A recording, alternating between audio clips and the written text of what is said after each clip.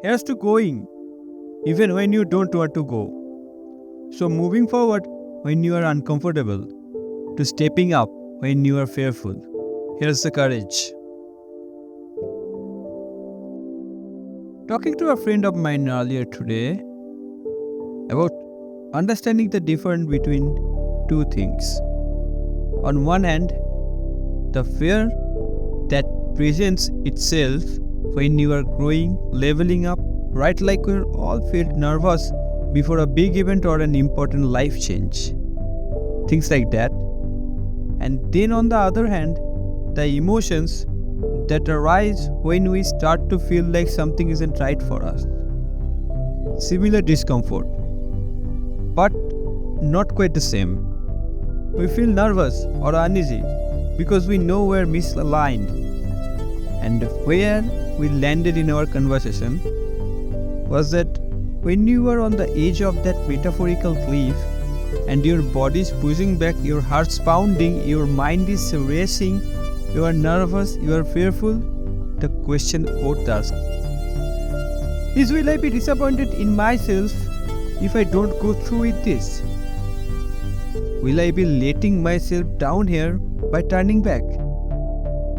You have to jump into the future and imagine future you sitting at the table reflecting on this.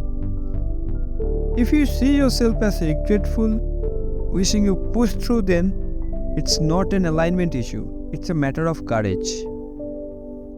And when you think about it, it usually feels obvious looking back, like I can easily recognize this hindsight. The things I stopped doing because they aren't aligned with who I wanted to be like. When you stop doing the wrong thing, it feels like a breath of fresh air, like a step back to leap forward. Those decisions create a more fulfilled life. But those times I stopped because and let the moment get bigger than my end goal.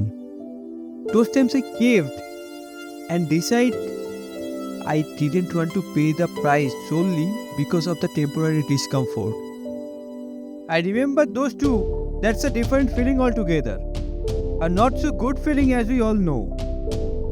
Jim Rohn says it like this: there is a pain of discipline or a pain of regret.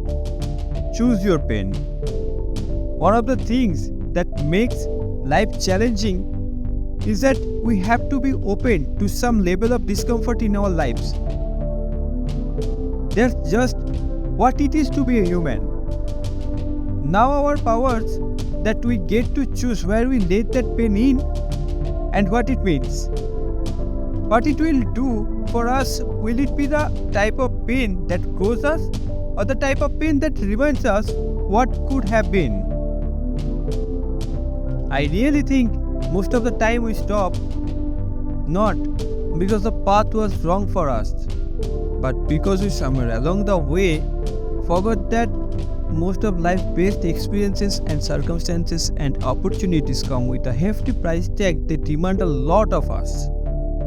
And in those moments, when the light shines the brightest, when we feel the weight of the world coming down on us, it's easy to misdiagnose that discomfort as a stop sign. It's like, oh, I feel alone, I feel unsure, I don't have any validation, my pride hurts, my confidence is shaken, whatever it may be. These things just,